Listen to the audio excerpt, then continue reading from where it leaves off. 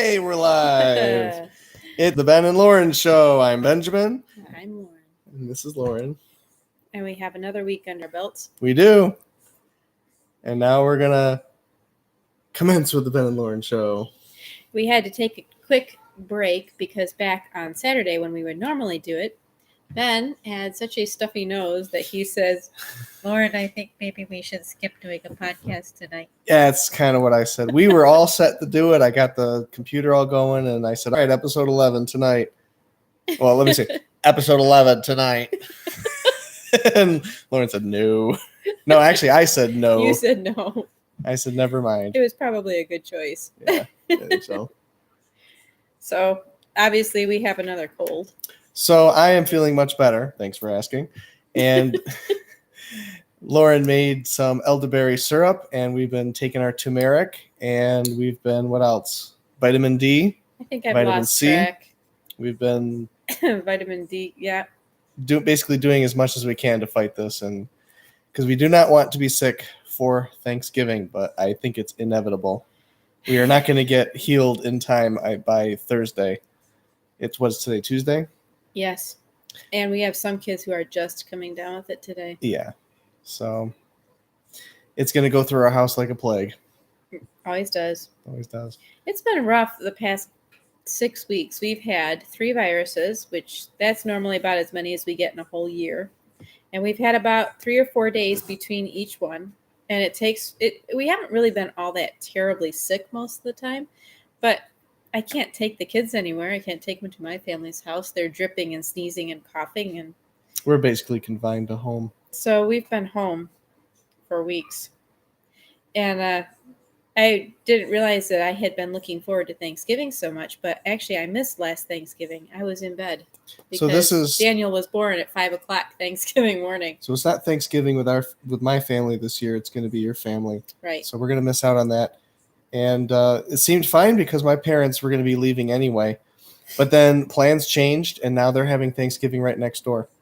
Without us. But Grandma Turner's going to be visiting, and if we can't go over my family's house because we can't give them a cold, we certainly can't. Give Grandma Turner a cold either. Every time she gets one, it takes her weeks and weeks and weeks and weeks to get better. So this Thanksgiving is going to be just our family. It's going to be kind of strange. Yeah. I don't know that I've ever had a Thanksgiving where it was just my immediate family. Well, first time for everything.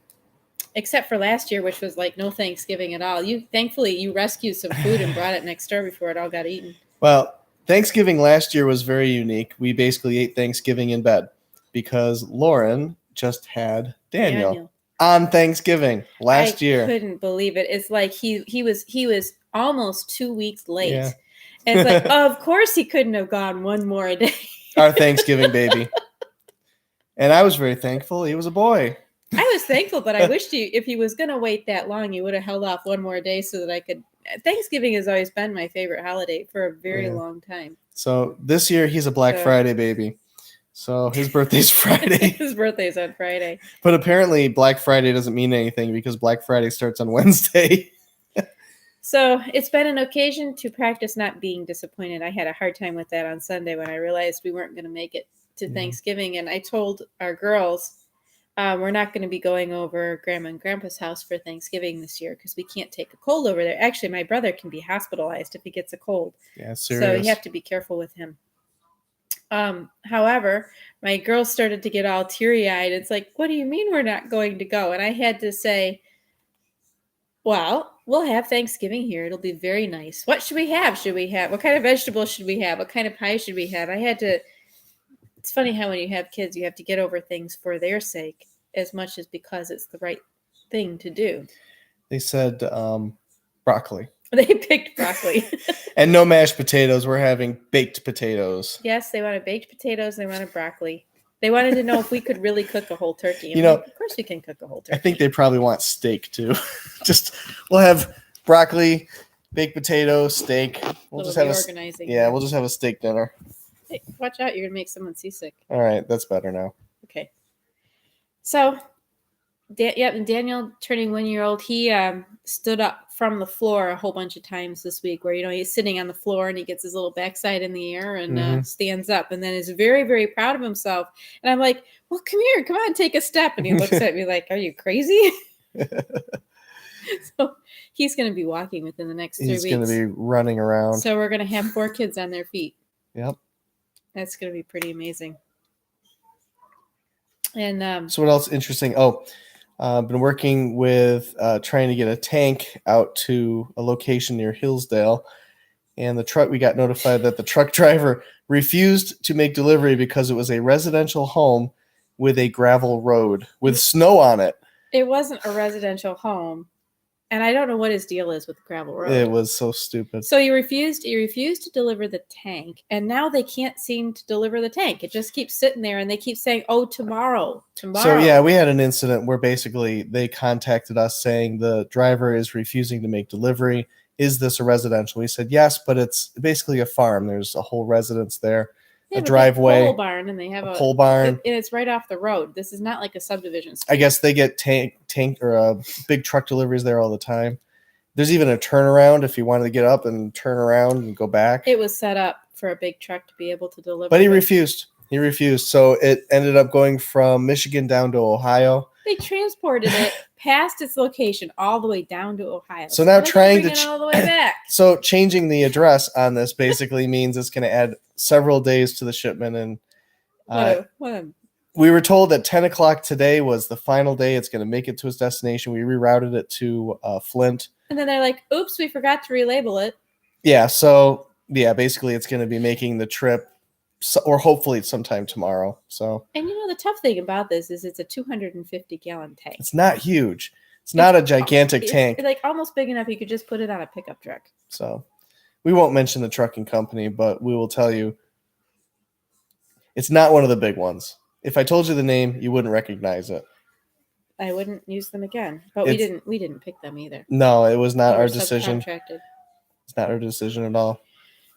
The excitement in our life, tanks and truck drivers who don't make deliveries. Well, that was something that I've been dealing with and my dad's been dealing with pretty much all week. So we've had very weird weather. Yeah. It'll be sunny and pretty warm during the day. You could wear a sweater outside, and then we keep getting snow. We don't usually get snow here this early, but we have gotten 4 or 5 pretty good snowfalls. Well, we had snow, and then as soon as the snow melted, we said we got to get these leaves picked up. So we just scrambled and picked up as many leaves as we could. All the leaves haven't fallen off our trees yet. And we've been putting them on the garden, and I noticed that our neighbor across the street had a whole yard full of leaves. So I knocked on the door and said, "Can I have your leaves?" And the look on her face was like, "Yes, please take them." So I did. I managed to get about half of them. We've got one who's still mobile. Yeah. Elena, I think, is helping herself to water from the bathroom. We never know when we might get some girls sneaking up because they don't like it when we do the Ben and Lauren show without them. Well, Elena had a nap today, so she probably is less sleepy than all the others. I just hear her talking to herself and getting water. And I hear Susanna. That's Elena. That's Elena. Yeah. Anyway. We may have a special guest. We'll see. Let's see. What else do we do? Oh, we had a special night out this week. Oh, there we go. Okay, go ahead. Yep, they're all still awake. Yeah. We had a night out this week. A friend of ours has offered to come over and watch little girls while we go out. And this time she watched Daniel too. We went out with none of our children. It was amazing. This is really the first time that Lauren and I have actually gone out on a outing. We can call it a date. We go out on a date and no children at all. Unlike tonight. Special guest. Good night, Abby. Good night, Abigail. So last time I think we went out with no children, I was expecting Elena. So that would be 3.5 years ago. It's been 3.5 years. Yeah. And when we go out somewhere, our first date without children, 3.5 years. We found out that we don't really like to go out for dinner because it takes too much time. We just sit there in a restaurant waiting to eat food. Mm-hmm. So typically what we do is we go to a big mall that's near our house. It's an outdoor mall. There's our second cameo. Good night, Susanna. I just see this little head pop up. As we're talking about going somewhere without them. Uh-huh. And we go to this mall that's near us, and it has a lot of real high-end stores. And we don't actually really go shopping. We usually just take a walk and look at things, just because we're kind of relaxing that we don't have to Right. pay attention to as many things at once. So one of our favorite places to go is Sur La Table. And we never buy anything there because it's too expensive. It's this really high-end store that But sells there's food one supplies. highlight that I always check out. They've got an espresso machine there live to give demonstrations. So every single time there, I pretty much am seeing this for the first time. And I'm all excited. And I say, can I try it? They give samples. So I get a free little espresso sample, and it's just so good. Oh, it's so yummy. It is so good. It's just This amazing. machine, it does everything. It grinds the beans, it puts fresh water in, it has a Yeah. little cooler with milk attached to it, so it can make one of the like 25,000 coffee drinks that's in its little menu. And so this time we picked up a brochure for this Yes. coffee machine. Yes. And the reason we did is because this coffee machine costs $3,600. No, it's only $3,000. Don't inflate the price. No, with the milk cooler, it's That's $3,600. $29.99. I remember. It's another whole bunch for Oh, the is milk it? cooler thing. So anyway, Doesn't matter. Some people 1 some million, people- 2 million. What's the difference? Some people put up pictures of like the expensive car they're going to get when the business does really well. We picked up this brochure so we can put it on the wall Yeah. of Ben's office, and we can say, There Look, it is. when we make it big, Ooh. Ben can have an espresso maker in his office, and by then your stomach probably won't handle espresso anymore. This is my Lambo. And I can't wait for Bitcoin to go to the moon. I gotta actually earn it. Hey, look, Ben, it even has a cup warmer. You can put all your Oh, my cups in it, goodness. and it warms it up to the right temperature. And see, there's the cool control. No. basic. These are all extras you gotta buy.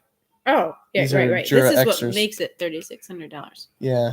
So, because Ben's birthday is coming up, I went online. I thought, I wonder if anyone sells these things used or reconditioned, Oh, I or would if be. you can get one in some other way. And I did find you could get reconditioned ones if you wanted to pay $700. For a coffee machine. And all I could think was, we still don't have carpet in our bedroom. Yeah, there's higher priorities in I our house than a can't- coffee machine. And I can't see a time when that's not going to be the case. Well, maybe all the caffeine from the nice coffee will energize us to work harder to earn money for the rest of the stuff we need in the house. Priorities.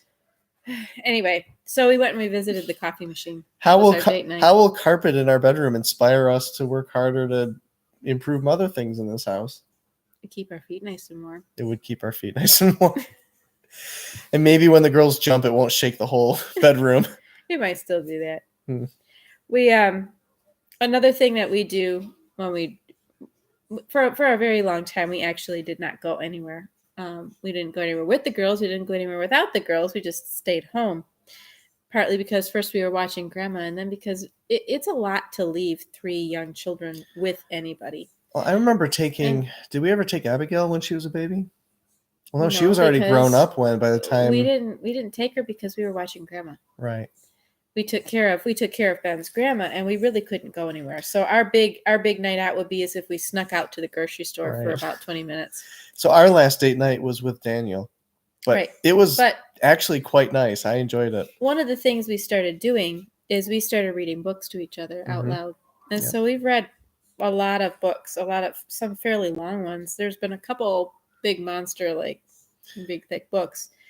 So we haven't read anything to each other for a while, but we got a new book this Yes, week. we did. We got One of my favorite YouTube personalities, Mark Dice. I don't know if you can read it, but you can read Yeah. the title. I don't need to say it. But there's a pathogen out there, and we're learning about it and how maybe methods to help combat it. I don't know. We'll see.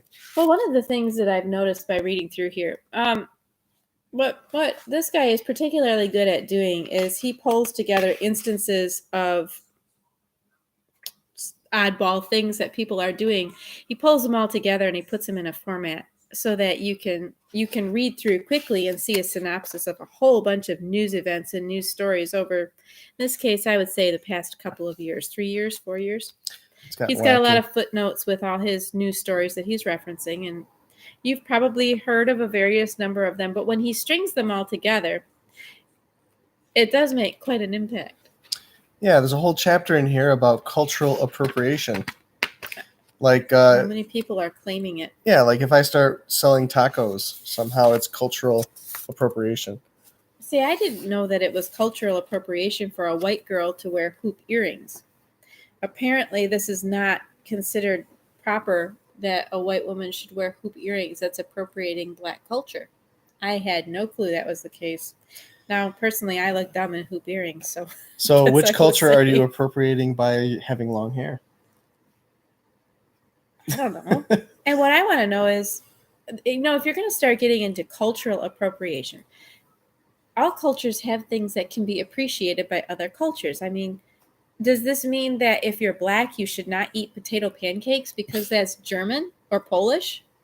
And if you're German or Polish, should you not eat spaghetti because that's Italian?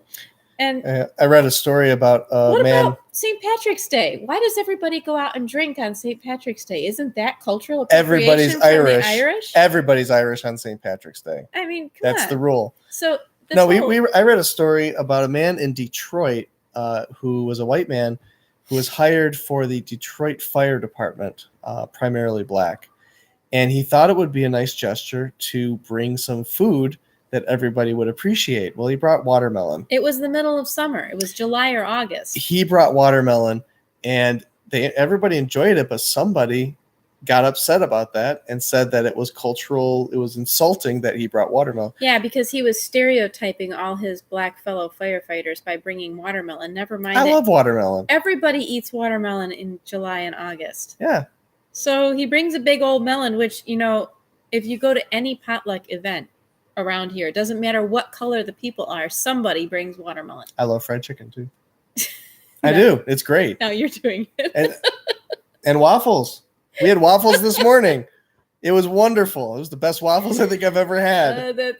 Anyway, he got fired from his job for bringing watermelon to share with his fellow firefighters. Anyway, so we've been reading about news reports, and when I was younger, my parents kept me out of school. It was a choice. I'm not so sure it's a choice anymore. Yeah, no, I would not even consider at this point putting our children in public education. Our culture has come to a point where people have no regard for truth. It's all your truth or my truth. Mm-hmm. And people are so busy getting offended that they're teaching other people that every single thing they do is offensive. Also, there's this idea where you're free to believe whatever you like, and that's fine, except that is faith, except that there is an element of truth that should always be sought after. You should always be seeking after the truth. And when somebody challenges your beliefs with information, test it out, see where it leads you. And if you want to maintain that belief, that's fine, but acknowledge that there's some difficulties in your belief. There's a thing that people are doing, and somebody personified it to me recently when they said that I choose to believe something that they were choosing to believe. And I was really shocked by the statement because it was repeated a few times. I choose to believe this.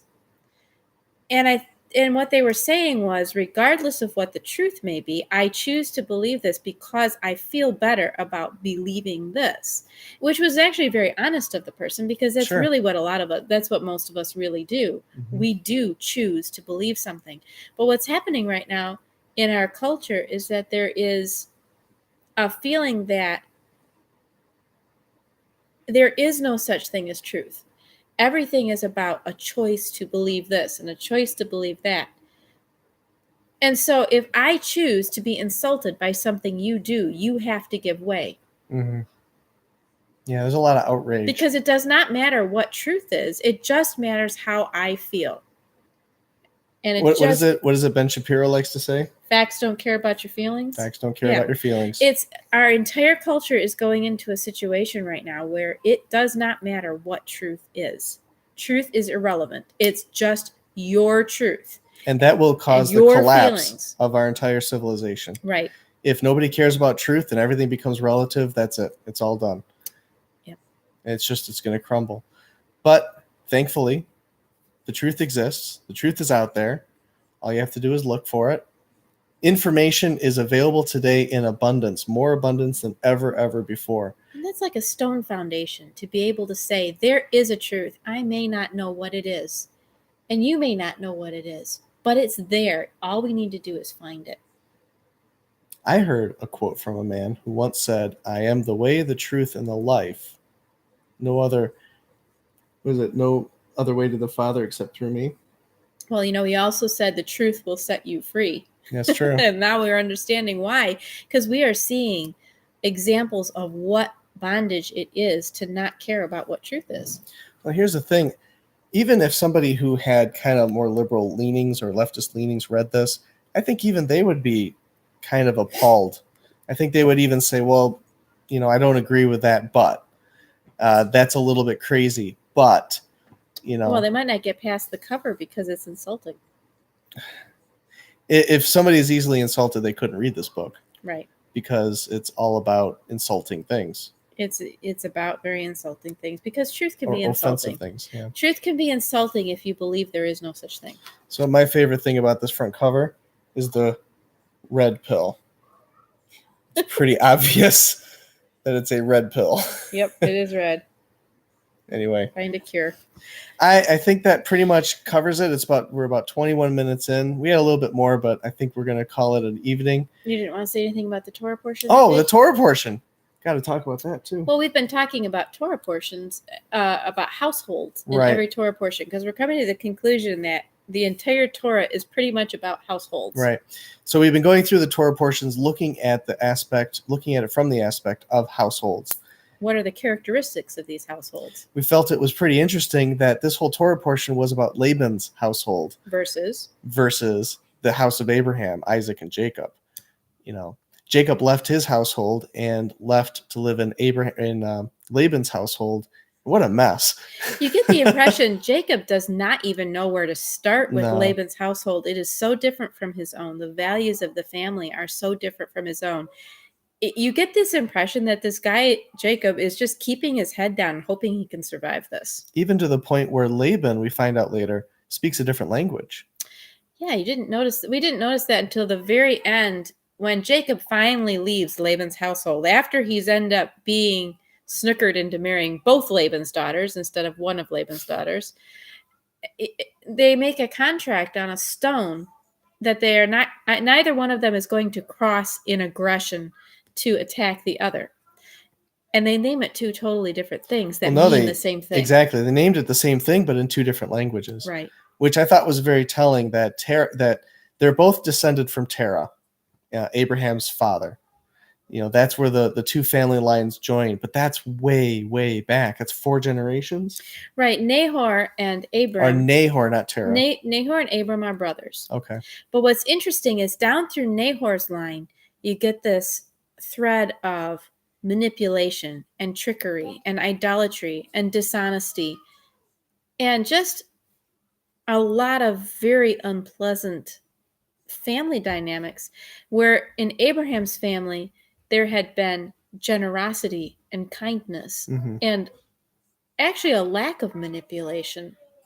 Right. I mean, the situation with Sarah and Hagar, where Sarah says, "Take my maidservant and her child will be mine," is totally different than the situation you have with Rachel and Leah urging Jacob to take their maidservant so that they can have a competition with each other on who can have more children. Mm-hmm. I mean, it's the same action, but different mentality. Different considerations put into it too. I was thinking Laban also saw his household as tools. He saw the people in them as tools to get what he wanted. Instruments. And that's also why the children of Laban, the Rachel and Leah, didn't have an inheritance. they didn't really have an inheritance that was just going to be given to them. I mean, they're women, so they probably wouldn't get inheritance anyway. They said that they were supposed to get an inheritance. They were supposed to get an inheritance, and they said no. And so they were grateful that Jacob was actually able to gain all of the flocks, or a bunch of the flocks, to leave with, because then they felt justified. They finally got their inheritance from their father. But I mean, but what I was noticing was interesting is that Laban treated his household as if they were all tools to get what he wanted, and Jacob, especially Jacob, because he's a foreigner, right? But Jacob son-in-law has a different mentality in his household, even though Jacob ultimately is really not a very effective father or husband. No, he's not a good leader. I mean, he can't even lead his wife into worship of the true God. His wife, whom he loves, Rachel, she's still stealing her father's idols when they leave. Right. And that was another very telling sign. But it's interesting, though, that Jacob does not see the people in his family as tools to get what he wants. No. And he's actually quite frustrated when they show that kind of behavior. He sees the people in his family as people, as evidenced by how he calls his wives out to the field to discuss with them the fact that he wants to leave their father. He does not just say, okay, wives, we're leaving, which is what you get the impression Laban would have done. So we're looking at something similar to comparing the households of Abraham and Lot. Now we're comparing the households of Isaac and Laban. And it's really Jacob, because Jacob is away from Isaac at this point. Isaac is not in charge here. Jacob is. We have Jacob, the son-in-law, with the Laban, the father-in-law. You know, what's interesting, too, is a little bit of the carelessness of Lot. You see it in Laban. The family of, Lot doesn't take care of his daughters either. Mm-hmm. He throws them out to the mob. And really, Jacob doesn't take care of his daughter Dinah either. No. Mm-mm. But you're looking at the comparison throughout the Bible of, several households kind of sitting side by side and looking at between the two, and what are the contrasts between them. And one is illustrating a family that knows who God is and is seeking after his will.